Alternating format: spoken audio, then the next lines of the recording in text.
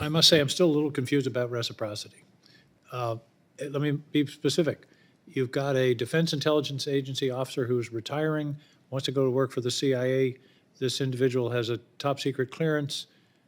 Is there any further security clearance process that has to take place before he or she can go to work for the CIA?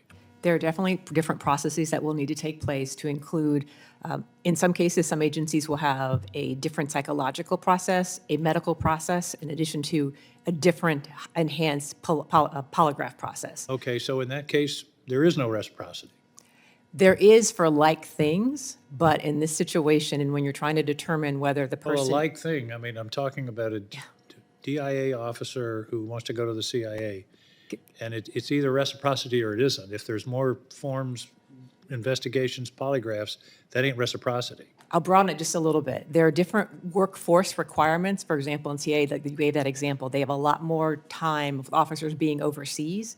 Being able to make sure that the person is medically able to do some of those jobs will be part of their process. That doesn't fall under security clearance. It's more a fitness for duty. Well, But- that's different. That's not what I'm talking about. Okay. But I think what you're telling me is we don't have reciprocity. How about somebody that works for the NSA who retires and wants to go to work for the CIA as an analyst? Does the NSA top secret clearance work? No more forms, no more polygraphs, no more checks when they go to the CIA? There will be internal checks to make sure that the receiving agency doesn't have information that they need to bring up to speed or to bring up to date to make sure that it's current. So the current process, as we're transitioning into continuous vetting, there's still some backlog. With more people in there, they should be less There timeline to shouldn't, go from one to the I'm other. confused. Okay. If you have reciprocity, if I have reciprocity as a lawyer in Maine, I don't have to do anything when I go to Massachusetts and go into court except to say I have a law degree in Maine or a law license. You either have reciprocity or you don't.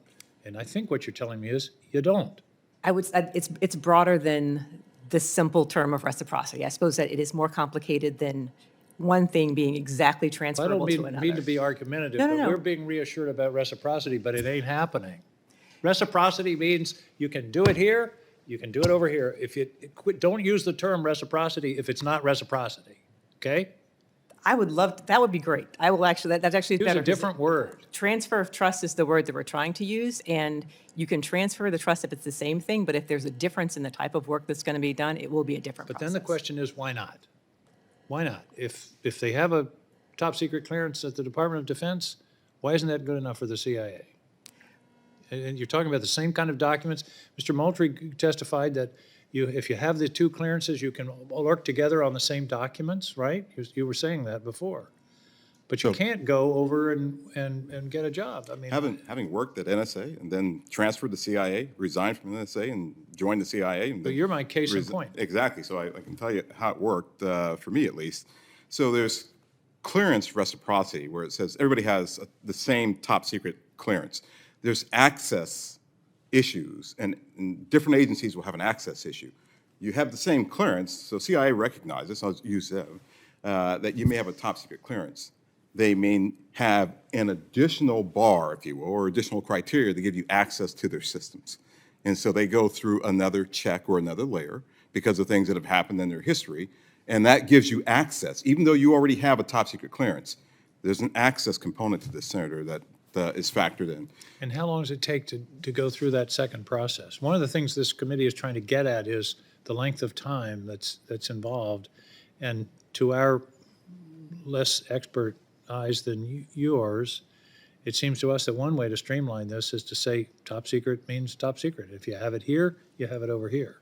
The So access how long issue- does it take to do the additional? I can't speak specifically to the CIA and how long it takes, but I can say within non-CIA organizations, for the most part, and I had to exclude NSA because they have other access issues and polygraph issues that they require in addition to having your clearance. You can have a top secret clearance and not have a polygraph.